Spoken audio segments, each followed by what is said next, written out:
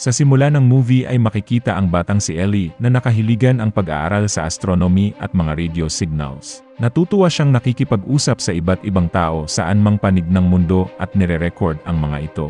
Sinuportahan siya ng kanyang ama sa kanyang hilig at nais nitong bilhan ng telescope si Ellie. Ang pangarap ni Ellie ay makontak ang mga alien at kung sakali ay muling makausap ang namatay niyang ina. Lumipas ang maraming taon at isa ng ganap na doktor si Ellie na nagtatrabaho sa isang extraterrestrial intelligence program. Dahil nakasanayan na ay ginugugol ni Ellie ang maraming oras sa paghahanap ng radio signal na mula sa mga alien. Ang bulag niyang katrabaho na si Kent ay natutuwa sa kanya dahil matyagang ginagawa ni Ellie ang bagay na ito. Inire-record rin niya ang mapa ng kalawakan kung saan ay nagawa na niyang maghanap ng radio signal. Isang araw ay nilapitan si Ellie ng lalaking si Palmer upang alamin ang nangyayari sa kanilang trabaho. Isang writer si Palmer kaya't niregaluhan nito ng sinulat na libro si Ellie, ngunit hindi ito tinanggap ng babae. Hindi nagtagal ay dumating ang presidente ng research na si David, ngunit halatang hindi nito gusto ang trabaho. Kinagabihan ay nagkaroon ng kasiyahan ang grupo, ngunit patuloy na pinapaliwanag ni David na dapat ay magkaroon ng kita ang proyekto. Pinaliwanag ni Ellie ang kahalagahan ng science research at sinuportahan naman ito ni Palmer. Hindi na rin nagtagal si Ellie at Palmer sa kasiyahan at tumungo sa labas upang pagmasdan ang kalawakan. Naikwento ni Ellie ang kanyang hilig sa astronomy noong bata pa lamang siya. Sumunod na eksena ay makikitang naghalikan ang dalawa at magkasama silang nagpalipas ng gabi. Napag-usapan nila ang tungkol sa Diyos at science kung saan ay malalamang naniniwala si Palmer sa Diyos habang sa science naman si Ellie. Sa kanilang pag-uusap ay nalaman ni Palmer na namatay ang ina ni Ellie noong sanggol pa siya habang sinundan naman ito ng kanyang ama noong 9 na taong gulang siya. Kailangan nang pumasok sa trabaho ni Ellie at habang naglalakad ay naalala niya ang pagkamatay ng kanyang ama. Nang gabing iyon ay nakarinig ng malakas na pagbagsak si Ellie at nakita na lamang niyang walang malay ang kanyang ama. Sinubukan niyang kumuha ng gamot ngunit huli na ang lahat. Sa araw ng libing ay pinaliwanag ng pari na iyon ang kagustuhan ng Diyos para sa kanyang ama, bagay na hindi natanggap ni Ellie. Pag-uwi ay nagmadaling tumungo sa kanyang radyo si Ellie dahil nais niyang makontak ang kanyang ama. Nakarating sa kanyang trabaho si Ellie kung saan ay sinabi nitong pinatigil na ni David ang kanilang proyekto. Sinugod ni Ellie si David na naniniwalang sinasayang lamang ni Ellie ang kanyang oras. Umuwi ang problemadong si Ellie at nakita ang iniwang numero at kompas ni Palmer. Ngunit ang pinuntahan niya ay si Kent at sinabi ang pagnanais niyang maghanap ng investor para sa kanilang proyekto. Makalipas ang ilang buwan ay maraming kumpanya na ang tumanggi kay Ellie hanggang sa mapunta siya sa Hadden Industries na tinawag ang kanyang ideya na science fiction lamang. Biglang tumawag ang CEO ng kumpanya na si Hadden at sinabi nitong susuportahan ang proyekto. Makalipas ang 4 na taon ay nasa Mexico si Ellie at nagtatrabaho gamit ang malalaking satellite dish. Isang araw ay dumating si Kent at binalaan siyang pinipressure na sila ng scientific community na ipakita ang resulta ng research. Kahit pinunduhan ni Hadden ang proyekto, ay pagmamay-ari pa rin ng gobyerno ang pasilidad na ngayon ay nagdesisyon ng paupahan ang lugar na yun. 3 buwan na lamang ang binigay na palugit sa kanila, kaya't hinikayat siya ni Kent na isuko na lamang ang kanyang pangarap. Sa kabilang dako ay naging matagumpay na writer si Palmer at naging spiritual counselor ng White House. Paliwanag ni Palmer na hindi niya gusto ang teknolohiya dahil nagiging abala ang mga tao sa computer imbes na hanapin ang kahulugan ng buhay.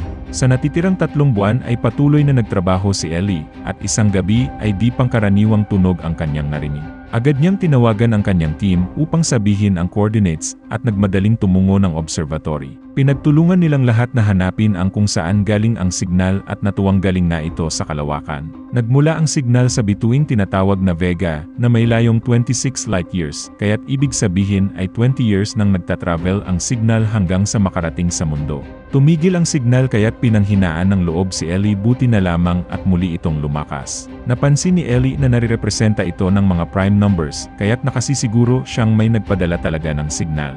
Sumunod na araw ay nagsidatingan ang mga reporter at national security advisors. Maging ang ibang observatory ay kinumpirma ang kanilang natuklasan.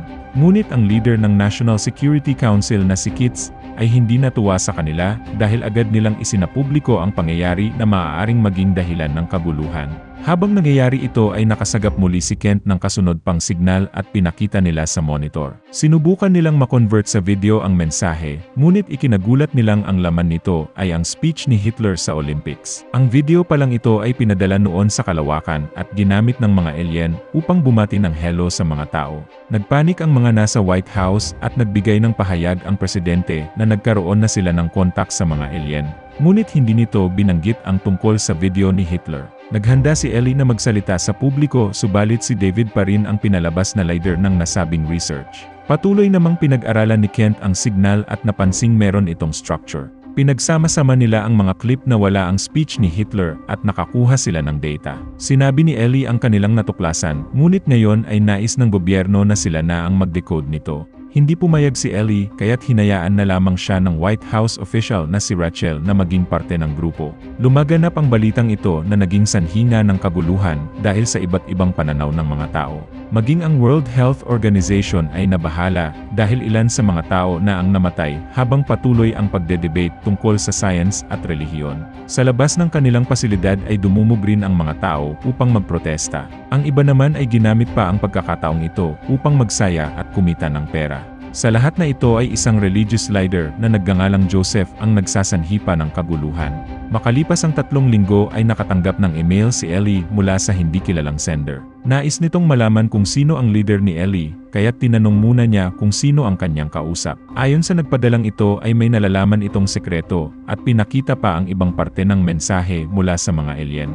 Inakala niyang scam lamang ito, ngunit nakatanggap siya ng tawag at fax para sa isang appointment. Sumunod na eksena ay makikitang nasa airport si Ellie at pumasok sa isang private plane na pagmamay-ari ni Hadden. Ito ang nagbigay pondo sa kanyang research at ito rin ang nagpadala ng mensahe sa kanyang email. Para kay Hadden ay si Ellie ang kanyang pinakamahalagang investment, kaya't inalam nito ang kanyang pagkatao.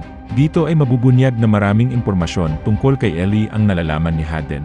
Pinakita ni Hadden kay Ellie ang nalalaman nito at pinaliwanag ang mensahe upang kanyang maintindihan.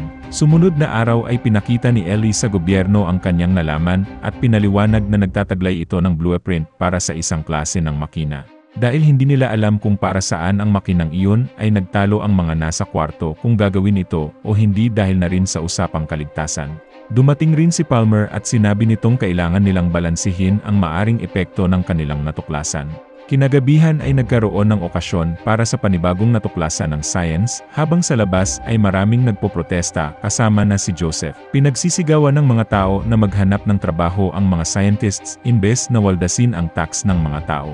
Muli namang nagkita si Palmer at Ellie kung saan ay napag-usapan nila ang magkaibang paniniwala. Nais ni Ellie ng ebidensya sa mga bagay-bagay kaya't humingi ng pruweba si Palmer na mahal nga ni Ellie ang kanyang ama, bagay na hindi nasagot ng babae. Sa oras na yun ay natigil ang kanilang pag-uusap dahil sa balita sa RI, natuklasan na ang blueprint na kanilang natuklasan ay isa palang spaceship na pang isang tao lamang. Nagpatawag ng emergency meeting ang White House dahil napagdesisyon ng gawin ang nasabing spaceship. Isang committee ang binuo upang piliin kung sino ang sasakay sa spaceship at kabilang dito si Palmer. Nagulat si Ellie dahil nag-resign si David sa posisyon nito upang makasali sa mga pagpipilian. Naging usap-usapan ang pagpiling ito dahil malaking pondo ng gobyerno ang nakataya at halos lahat ng kandidato ay mula sa Amerika. Sa isang interview ay sinabi ni Ellie na delikado ang kanilang gagawin, ngunit hindi pa rin natakot ang top candidate na si Major John Russell. Nagkita muli si Ellie at Palmer kung saan ay pinaliwanag ng babae na dahil sa time dilation ay 4 na taon lamang ang lalakbay ng sakay ng spaceship habang 50 years na ang lumipas sa mundo. Umaasa si Ellie na maging maganda ang gagawing hakbang ng mga tao at nagtapos ang eksena na naghalikan ang dalawa. Sumali si Ellie sa mga kandidato at walang naging problema sa kanyang mga sagot noong ini-interview siya. Ngunit kinwestiyon ni Palmer ang pagiging atheist ni Ellie, bagay na hindi nagustuhan ng mga tao at sa huli ay si David ang piniling kandidato. Kinagabihan ay binisita ni Palmer si Ellie upang sabihin hindi niya maaaring piliin ang isang babaeng katulad niya ang paniniwala. Napaiyak na lamang si Ellie at binalik na ang kompas ni Palmer. Samantala ay ginawa ang spaceship sa Kennedy Space Center, kaya't ito ngayon ang nais dumugin ng mga tao. Gamit ang robot ay maraming test ang kanilang isinagawa upang alamin ang magiging epekto sa sasakay ng spaceship. Sa araw ng pag-alis ni David ay nagpasalamat ito sa ideya ni Ellie, ngunit pinaliwanag nitong ang mundo ay tumatakbo sa pamamagitan ng pera. Sumama sa team ng control room si Ellie, at nasasabik siyang pagmasdan ang naging bunga ng kanyang paghihirap. Mayroong rings ang spaceship na nagsisilbing accelerator nito. Habang naghihintay sa final test ay nakita ni Ellie si Joseph na nagpapanggap na crew malapit sa spaceship. Agad niyang inalerto ang mga nagbabantay subalit huli na ang lahat. Inactivate nito ang isang bomba na naging sanhi ng malakas na pagsabog. Ang mga debris ay pumatay ng mga tao kasama na si David at nasira na rin ang spaceship. Makaraan ng ilang araw ay inilibing ang mga nasawi sa trahedya at pinakita ang huling video ni Joseph kung saan ay sinabi nitong para sa sangkatauhan ang kanyang gagawin. Pag-uwi ni Ellie ng kanyang bahay ay nakita ang ilang mga kagamitang naghihintay sa kanya. Nang kanyang tingnan ay nakitang si Haden ang nagpadala nito na noon ay nasa space station. Doon na tumira si Haden dahil may cancer ito at nais gamitin ang mga huling araw sa kalawakan. Sinorpresa ni Haden si Ellie nang ipakita nito ang spaceship na kapareho ng pinasabog ni Joseph. Ginawa ito sa Japan at dahil sa impluensya ni Haden ay binuo ito ng palihim. Gamit ang private plane ni Haden ay tumungo ng Japan si Ellie at nakipagpulong sa bagong team. Itinuro kay Ellie kung paano gamitin ang spaceship at binigyan rin siya ng lason kung sakaling kailanganin niya. Kinagabihan ay muli siyang binisita ni Palmer at ibinalik ang kompas. Dagdag pa nitong ginawa niya ang pamamahiya kay Ellie upang hindi ito ang mapili sa delikadong misyon. Sumunod na araw ay ibinalita ang paglipad ng pangalawang spaceship, ngunit hindi pinayagan ang media na ibigay ang lokasyon. Dumating ang araw ng paglipad ng spaceship at nakaramdam ng pagkatakot si Ellie sa kanyang pagpasok. Inayos ng tech team lahat ng connection at naglagay rin ng kamera sa kanyang ulo upang mamonitor ang nangyayari.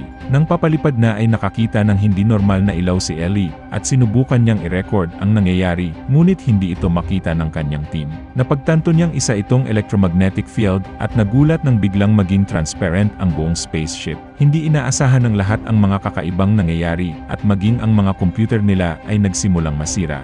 Nais nang ikansela ang misyon, ngunit narinig ni Kent ang boses ni Ellie na nagsasabing ayos lamang ito. Napakalakas na enerhiya ang nagmula sa ship kaya't lalong nangamba ang mga taong nanonood. Nag-iba ang kulay ng mga nakikita ni Ellie at alam niya ngayon pa lamang ay nakikita na niya ang kalawakan. Nagporma itong isang tunnel kaya't napagtanto ni Ellie na nakapasok na siya sa wormhole. Patuloy niyang nire-record ang mga nangyari kahit pa wala na siyang makontak sa mga nasa control room. Ilang saglit lamang ng paglalakbay ay nakita na ni Ellie ang bituing tinatawag na Vega.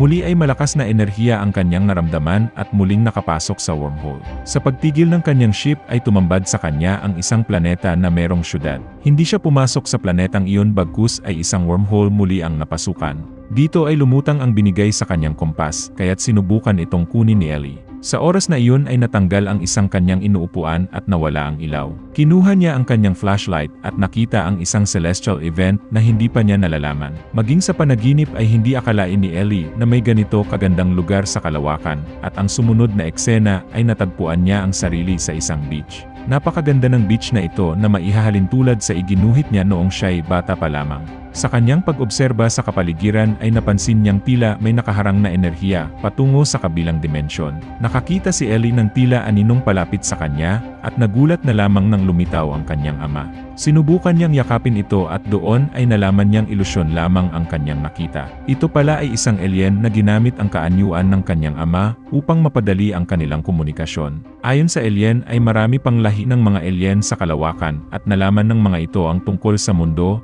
dahil sa pinadalang signal sa kalawakan. Ang pinadalang disenyo ng spaceship ay hindi talaga galing sa mga alien na yun ngunit sa mas advanced pang lahi. Matagal nang binabantayan ng mga alien ang ginagawa ng mga tao hanggang sa magdesisyon ang mga itong bigyan ng pagkakataon ang mga tao na makipag-ugnayan sa ibang nilalang sa kalawakan.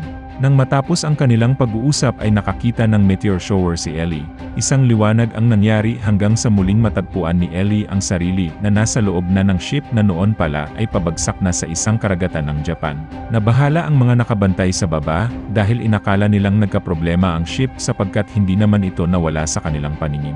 Nang ma-rescue si Ellie ay binahagi niya ang kanyang mga nalaman, ngunit hindi ito mapatunayan ng dala niyang kamera. Pinagpilitan ni Ellie ang kanyang naranasan, kaya't pinakita ni Kitts ang record ng pagbagsak ng ship, kahit hindi pa ito nakakaalis ng mundo. Sumunod na araw ay sinabi ng presidente na nagkaroon lamang ng problema ang kanilang pagpapalipad ng ship. Hindi na kontento ang mga leader ng ibang bansa sa paliwanag ng presidente, at binatikos ng media ang kanilang pagkakamali, lalo pa nang mag-resign si Kitts sa kanyang posisyon. Sumunod na eksena ay makikita si Kitts kasama ang Kongreso upang imbestigahan ang mga sinabi ni Ellie. Pinaliwanag ni Ellie na naging posible lamang ang kanyang naranasan dahil sa wormhole at time dilation na ang isang segundo sa mundo ay ilang oras na ang lumipas sa kalawakan. Hindi naniwala si Kitts dahil isa lamang teorya ang wormhole at dagdag pa nitong namatay na si Hadden. Paniniwala nila ay impluwensya ni Hadden kung bakit nasabi ni Ellie ang mga bagay na ito. Napaiyak na lamang si Ellie na paniwalaan siya ng tao at nakiusap na magkaroon ng tiwala sa kanya kahit wala siyang maipakitang ebidensya. Napahanga si Palmer sa ginawang ito ni Ellie, ngunit sa huli ay hindi pa rin tinanggap ng committee ang kanyang kwento at tinuring itong kathang-isip lamang. Nang palabas na si Ellie ay sinabayan ito ni Palmer at sinabi nito sa media na pinaniniwalaan niya ang sinabi ng babae. Sa kabilang dako ay palihim na sinabi ni Rachel kay Kitts na sa loob ng ilang segundong nasa ship si Ellie ay nakapag-record ng ilang oras na static ang kanyang kamera. Makaraan ng ilang buwan ay makikitang nagtatrabaho muli si Ellie sa isang pasilidad na magpapatuloy ng kanyang nasimulang research. Binibisita ito ng mga bata para sa kanilang field trip at naging paksa ang tungkol sa mga alien.